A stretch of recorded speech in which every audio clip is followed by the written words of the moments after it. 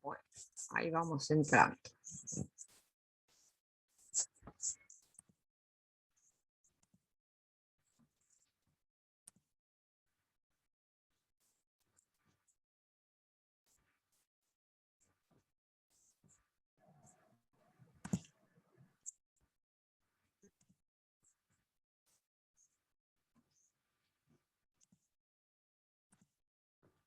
Bueno, mientras van entrando, voy compartiendo de nuevo la presentación.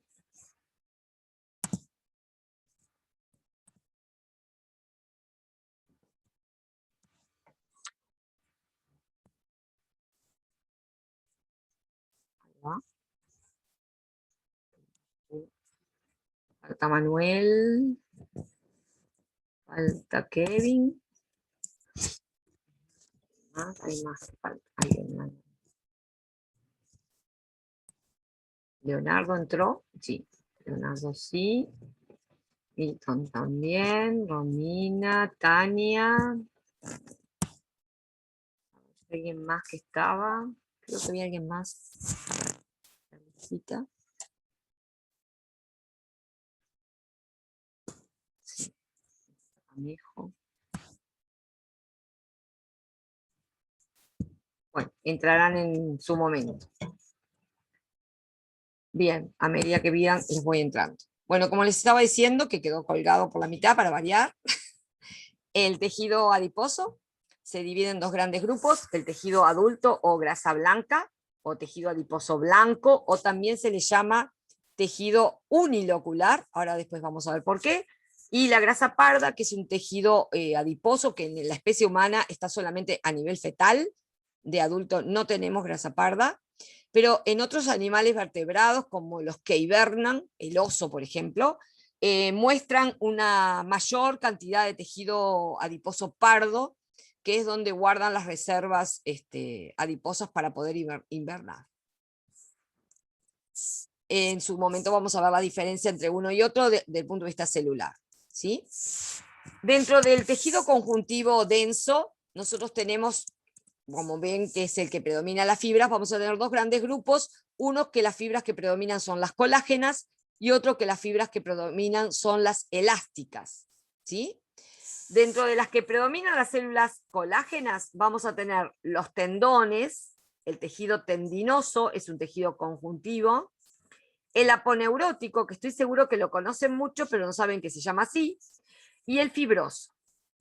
El tejido aponeurótico, si alguna vez fueron a la carnicería o comieron una de esas milanesas que uno tiene que hacer como una fuerza sobrehumana que dice, ay, esta es de vaca nerviosa, está llena de nervios. Bueno, mentira, no está llena de nervios, lo que está llena es de aponeurosis. Las aponeurosis son tejidos conjuntivos fibrosos, para que tienen muchas fibras, pero las fibras se encuentran entrelazadas de manera perpendicular. Entonces, unas fibras van en este sentido y las otras van en el otro sentido de manera perpendicular. Y forman entonces en el tejido, en la matriz, como un enrejado de fibras que le da mucha resistencia a ese tejido. Entonces, todos los músculos están rodeados por ese tejido aponeurótico que se les denomina aponeurosis. Y eso que nos cuesta tanto masticar y cortar de una milanesa son las aponeurosis. ¿Sí? Si ustedes alguna vez cocinaron o vieron en la carnicería, vieron que hay como una telita transparente que está rodeando a los músculos y que uno la saca y tiene como varias capas. Bueno, eso es una aponeurosis. Pegada a la aponeurosis está la grasa, que también forma parte del músculo. ¿verdad? Pero son justamente paquetes de tejido fibroso muy perfecto, de un color blanco nacarado, brillante, que mantienen envueltos a los fascículos musculares, ¿sí? Los mantienen en su lugar y les están aportando vasos sanguíneos para que nutran a ese tejido muscular. ¿Sí? Están siempre asociados a todos los tejidos. El tendón, inclusive, que no tiene vasos sanguíneos, está asociado al tejido muscular para poder permitirle a los músculos adherirse a los huesos. O sea que es un tejido de sostén. ¿sí? Y después vamos a encontrar en muchos huesos vamos a encontrar capas fibrosas, ¿verdad? Que primero pueden llegar a originar hueso o también forman cubiertas protectoras de los órganos. ¿Sí? Muchos órganos están recubiertos por cápsulas que son de tipo de conjuntivo fibroso. O sea, un conjuntivo donde hay más fibras que células y que sustancia fundamental. Y por eso tienen esa función de malla para poder ser sostén y protección de muchos órganos. El tejido conjuntivo con fibras elásticas es el tejido conjuntivo elástico, ¿sí? Y bueno, vamos a ver que hay formas de distinguir cómo es la fibra elástica y cómo es la fibra colágena con diferentes tinciones. ¿De acuerdo? Bueno, nosotros hoy vamos a empezar a ver los tejidos conjuntivos propiamente dichos.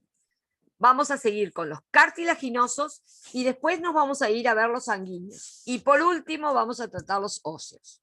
¿De acuerdo? Ese va a ser el orden. ¿Sí? Con respecto a los tejidos conjuntivos propiamente dichos, nosotros tenemos que empezar a estudiar sus componentes. A ver quién recuerda cuáles son los componentes.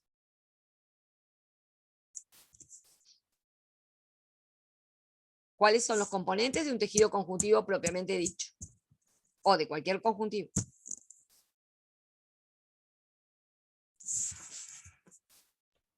¿Están ahí? ¿O se fueron a dormir? Ah. ¿Qué más? Matriz extracelular compuesta. Bien. Y fibras. Ahí va. Fibras, la sustancia fundamental y las células. ¿Sí? Para poderlas estudiarlas, vamos a estudiar en el tejido conjuntivo propio más completito, el que tiene de todo. ¿Sí? Porque después vamos a ver que la cantidad de células se va reduciendo o va teniendo unas y no otras, o las fibras, como predominan las fibras y va a haber muy pocas células. Entonces vamos a estudiarlo en aquel tejido que tiene los tres elementos en una proporción semejante, que se llama tejido conjuntivo, propiamente dicho. El que tiene los tres en la misma proporción.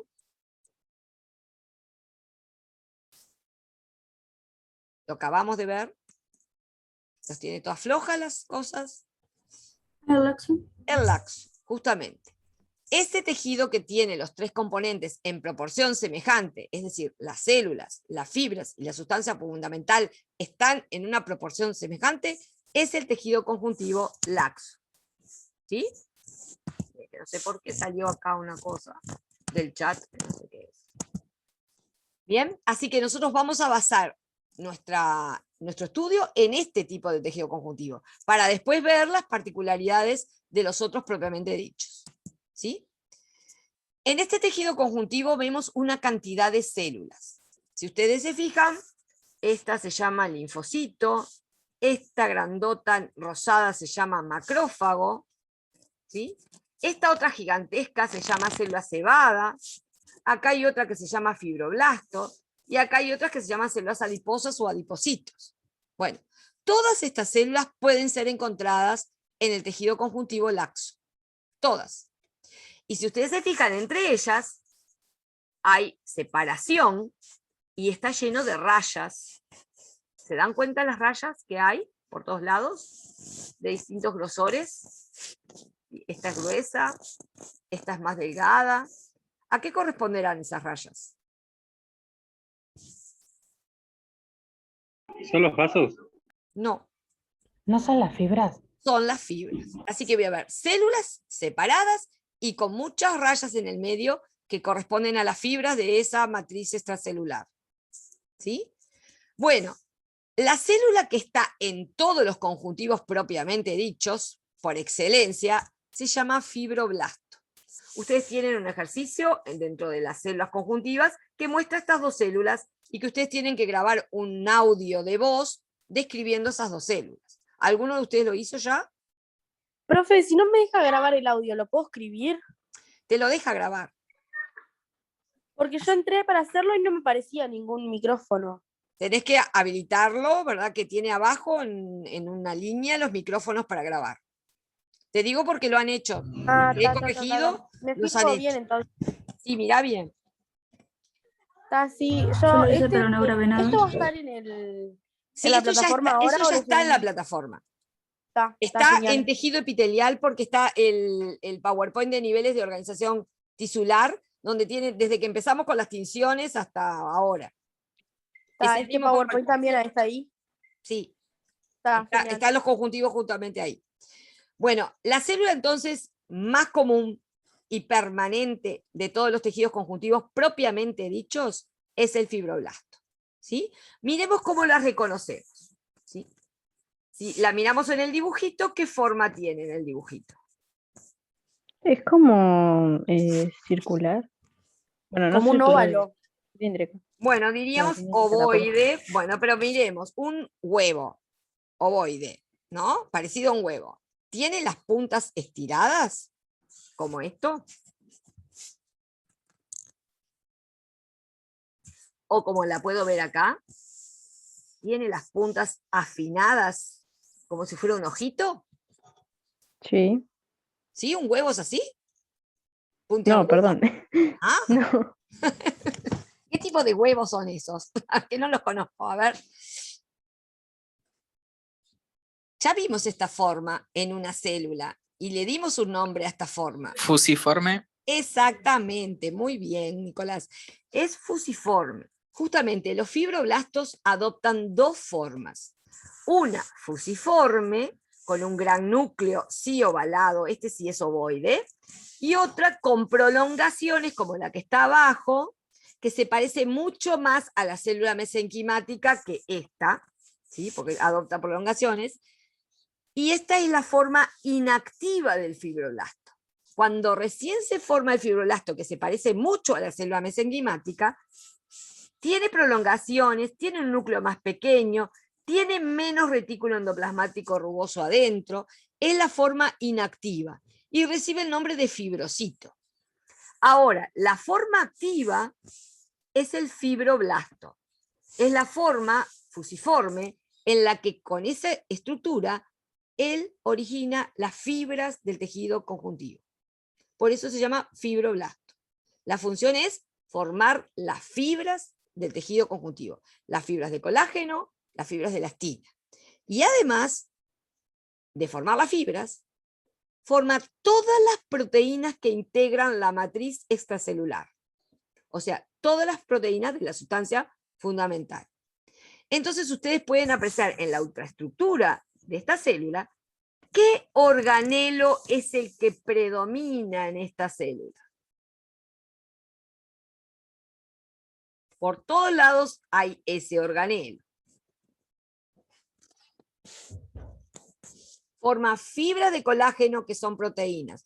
Forma elastina que es proteína. Forma todas las proteínas de la matriz. Todo cortado salió, a ver. No se te entiende. No sé. No se te Manuel, no se te entendió nada, solo se te entendió el no sé. Él no sé, exactamente. A ver, Manuel. Replay. Quedó muro, Manuel. A ver, ¿quién se le puede ocurrir?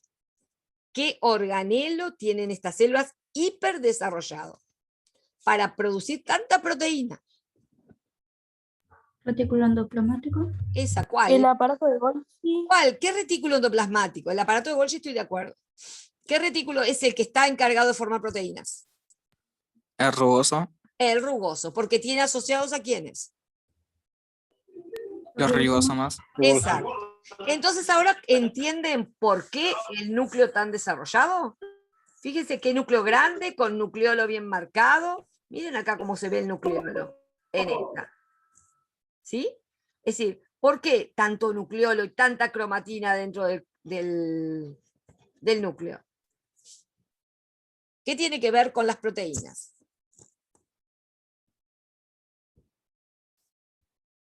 ¿Es para aportar nutrientes a a los demás tejidos? ¿No? A ver si se acuerdan cuando vimos el metabolismo celular, aquel ejercicio que hicimos, ¿qué hay en el núcleo? ¿La cromatina de qué está hecha? De ácidos nucleicos. Muy bien. ¿Qué ácido nucleico forma la cromatina? El ADN. El ADN. ¿Y qué tiene escrito el ADN? ¿Qué información guarda el ADN? Información genética. ¿Y a qué es la información genética? ¿Qué está descrito ahí?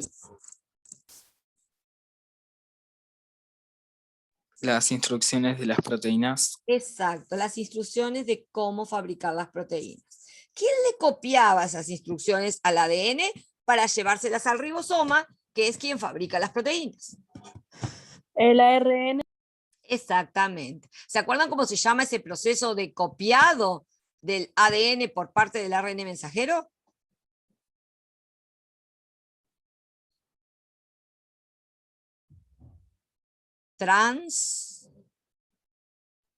Transcripción. Exactamente. Se produce la transcripción, por eso tanto desarrollo del núcleo. ¿Sí? Y el nucleolo tan desarrollado porque es la fábrica de ARN. Si necesito fabricar más ribosomas, necesito fabricar ARN mensajero, ARN de transferencia, el nucleolo está trabajando a todo vapor. Por eso su tamaño y su posibilidad de verlo en el microscopio electrónico. ¿Sí? Entonces, ¿qué estará haciendo esta célula? Llevando mucha información a los ribosomas para que estos ribosomas fabriquen ¿qué?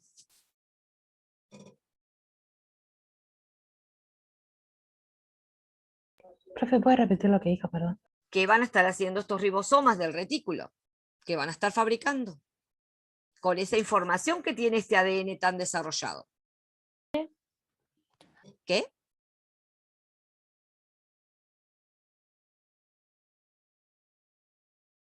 ¿Qué instrucciones le dará el ADN del fibroblasto a los ribosomas del fibroblasto?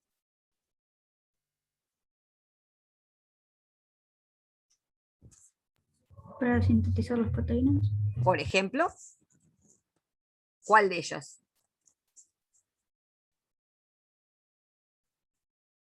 Se llama fibroblasto. A ver, recuerden.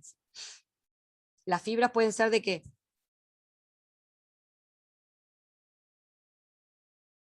Colágeno y elastina. O sea que el ADN tiene las instrucciones de cómo fabricar colágeno, cómo fabricar elastina, cómo fabricar todas las proteínas de la sustancia fundamental de la matriz, por ejemplo, los glucosaminoglucanos, los proteoglucanos, ¿sí? Y el ácido hialurónico, y todos esos componentes proteicos que forman parte de la matriz extracelular. Esta célula forma la matriz extracelular, fibras y sustancia fundamental, que es totalmente proteica. O sea que los genes del ADN que se activan en esta célula son aquellos que le permiten a esta célula formar las proteínas de la matriz extracelular del tejido conjuntivo. ¿Sí?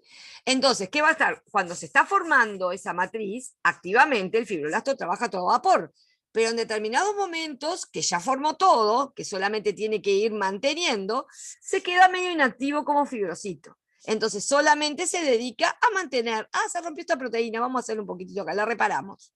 ¿Sí? Se rompieron las fibras acá, la reparamos.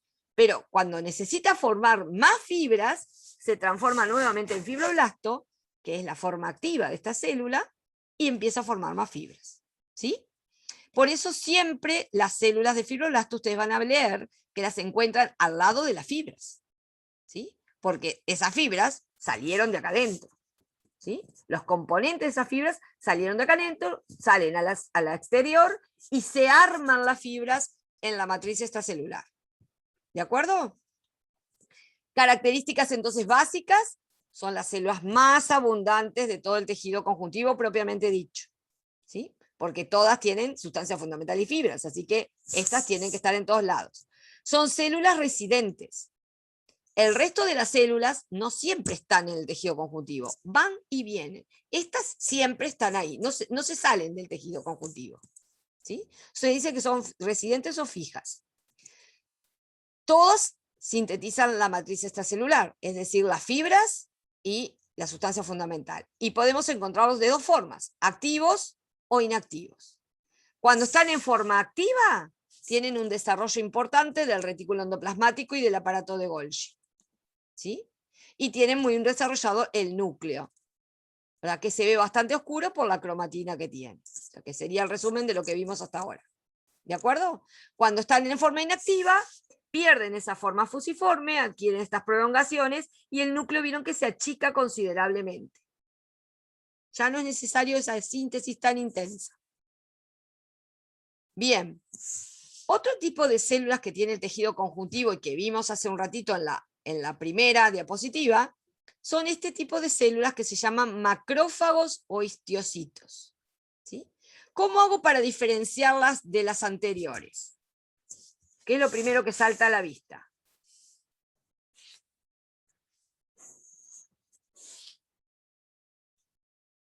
¿Es fusiforme?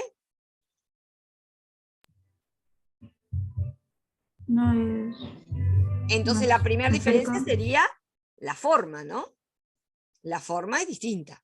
¿Sí? Si ustedes observan, ¿qué tiene en la superficie esta célula? ¿Proteínas? No, no son proteínas.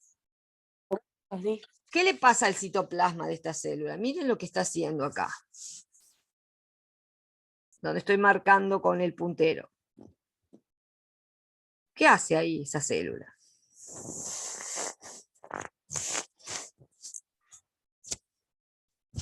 ¿Qué sería esto de acá? No es redondita la célula, tiene acá unos pinchos. ¿Qué es eso?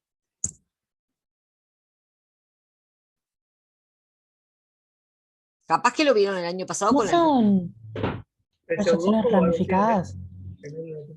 Justamente emiten prolongaciones, no se quedan siempre las prolongaciones, como pasa con las neuronas. Estas prolongaciones son prolongaciones del citoplasma que se proyectan y se retraen y tienen distintos grosores y van para distintos lados. ¿Sí? Reciben el nombre de falsas patas o pseudópodos. Capaz que el año pasado en algún protozoario vieron que su forma de locomoción era mediante pseudópodos. Bueno, ¿qué les parece? Ya con ese dato, ¿esta célula será una célula residente o una célula móvil? Móvil, ¿no? Totalmente móvil. Justamente, esta célula va y viene dentro del tejido. No está siempre quietita ahí. Y además, nace, o sea, se origina de una célula que viene viajando en la sangre que se llama monocito. Un tipo de glóbulo blanco que circula por la sangre y se llama monocito, pero cuando se sale del vaso sanguíneo y se va a parar a un tejido, recibe el nombre de macrófago. Y la palabra macrófago, ¿de dónde vendrá? ¿Macro de qué? De grande. De grande, es una célula enorme. ¿Y fagos de dónde vendrá ese nombre? Fagos, ¿a qué le suena? Algo que ya hemos visto. Los fagocitos. Exacto, es una célula fagocitaria. Es una célula grandota que fagocita. Por eso se le llama macrófago. ¿Sí?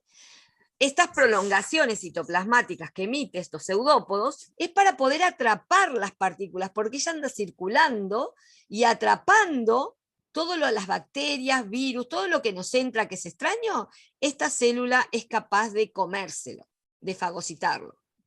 ¿Sí? Por eso, ¿cómo la reconocemos? Miremos primer característica. ¿Qué es lo que estoy señalando con el puntero? El fagosoma. No, esto grandote que parece una Ah, herradura, no, el o una núcleo. letra U, o una letra C. ¿Qué parte El de la núcleo. célula es esta? El núcleo, ¿no? Llena de manchones negros. ¿Qué parte de la célula tiene esos manchones negros? El núcleo. El núcleo. ¿Y qué forma tiene el núcleo? EUC. Exacto, letra C, pueden decirle U, pueden decirle en forma de herradura, y el nombre técnico es bilobulado. Tiene dos lóbulos unidos, lóbulos serían dos trozos, ¿sí? Separados. ¿Por qué la voy a reconocer? Porque es la única que tiene la forma del núcleo así. La otra, la que vimos anteriormente, era ovalado el núcleo. Esta lo va a tener en forma de herradura, o de U, o de letra C, o lo que quieran decir. ¿Sí? Los pseudópodos se los voy a poder ver o no, depende cómo esté la célula. Si está fagocitando, con toda seguridad se los voy a ver. Si está quietita ahí esperando que venga alguna bacteria, va a estar más redondita. ¿Sí? Pero lo otro característico, toda célula que fagocita, a ver quién se acuerda cómo es la fagocitosis.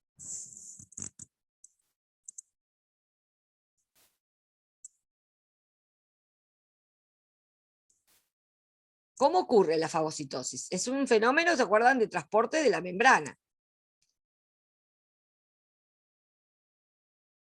A ver, ¿quién recuerda sobre la fagocitosis?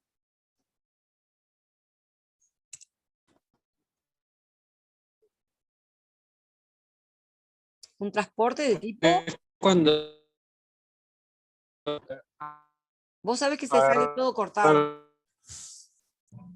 Manuel, habla por chat. Te sale todo cortado, Manuel. Se escucha todo cortado, Manuel. A ver si podés ahora.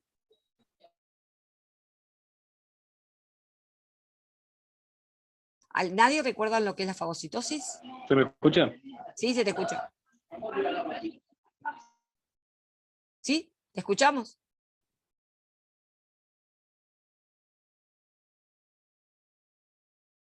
Bueno, ahora no te escuchamos nada. ¿Ninguno de los demás recuerda lo que es la fagocitosis?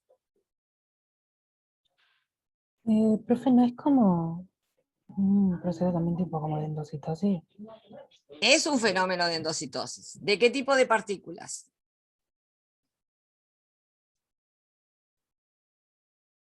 ¿Sólidas o líquidas? Sólidos. Sólidas. Ahí va. Cuando se produce una entrada de una partícula sólida de un tamaño que no puede atravesar el mosaico fluido, se produce un transporte vesicular o masivo, ¿verdad?, de esa partícula hacia el interior de la célula. Por eso es un tipo de endocitosis de partículas sólidas, ¿sí?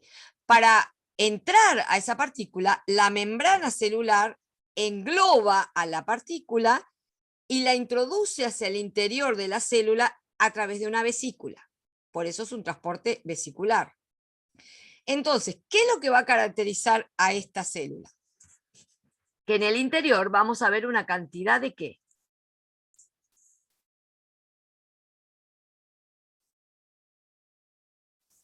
¿Lo qué, profe? ¿Qué es lo que va a caracterizar entonces esta célula? ¿Qué vamos a ver en su interior? Miren la fotografía vista al microscopio electrónico y está llena de ¿qué la célula? ¿Fagosomas? De fagosomas. Muy bien. Pero también, cuando entra un fagosoma, ¿quién se le adhiere inmediatamente? ¿Qué hay que hacer con esa partícula que entró, esa bacteria que entró, ese virus que entró? ¿Qué hay que hacer con él? ¿Qué? Sacarlo. Hay que destruirlo. ¿Qué proceso metabólico ustedes se acuerdan que destruye cualquier cosa que es fagocitada? Aquí adentro de estas vesículas, de estos fagosomas.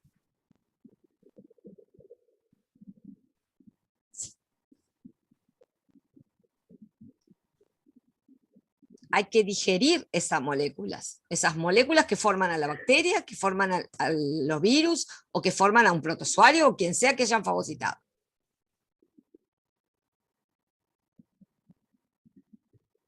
¿Quiénes se tienen que adherir al fagosoma?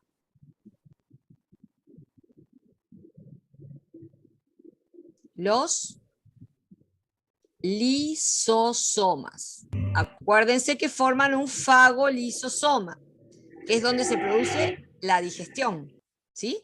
Entonces nosotros vamos a ver una cantidad de vesículas grandotas, ¿sí?, blancas, menos densas, que son los fagosomas. Y vamos a ver otra cantidad de vesículas más chiquitas y más densas, que son los lisosomas, ¿sí? Cuando se unen, forman fagolisosomas donde se produce la digestión, ¿sí? Entonces, cualquier partícula que haya ingresado va a ser digerida por el macrófago, ¿sí? Va a digerir. Pero hay algunas bacterias o algunos virus que no son totalmente digeridos. Entonces el macrófago tiene una función pero importantísima dentro del cuerpo, de poder incorporar parte de las moléculas que tiene esa bacteria o ese virus o ese cuerpo extraño que ha ingresado, incorporarlos a su membrana. Entonces, en su superficie va a tener incorporada alguna proteína que no es de ella, es del virus o de la bacteria. ¿Para qué? Para que el sistema inmunitario reconozca a quién tiene que atacar. ¿Qué moléculas tiene que atacar? Entonces, se considera el macrófago, aparte de ser un fagocito, o sea, una célula que fagocita cuerpos extraños, un presentador de antígenos.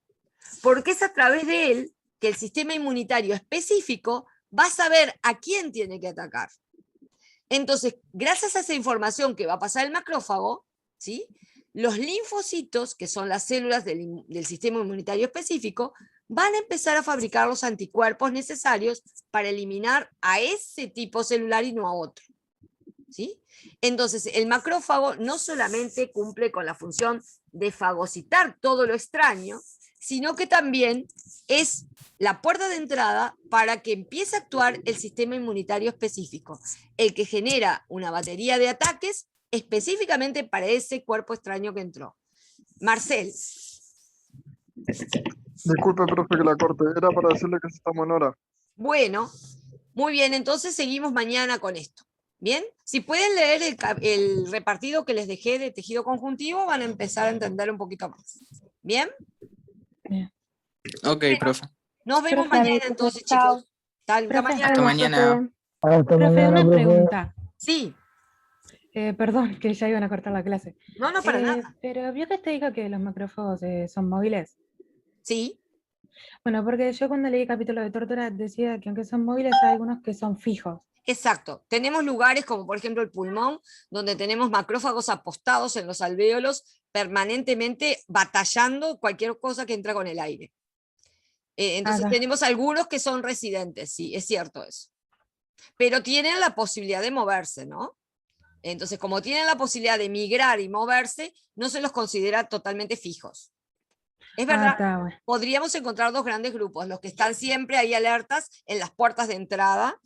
Ahora tenemos también a nivel de la vagina, a nivel del ano, a nivel de diferentes lugares, como apostados ahí esperando que pueda ingresar cualquier agente patógeno. ¿Sí? Está. Muy bien. Bueno, gracias. ¿No hay Disculpe de que... qué? Chao. Chao, hasta luego.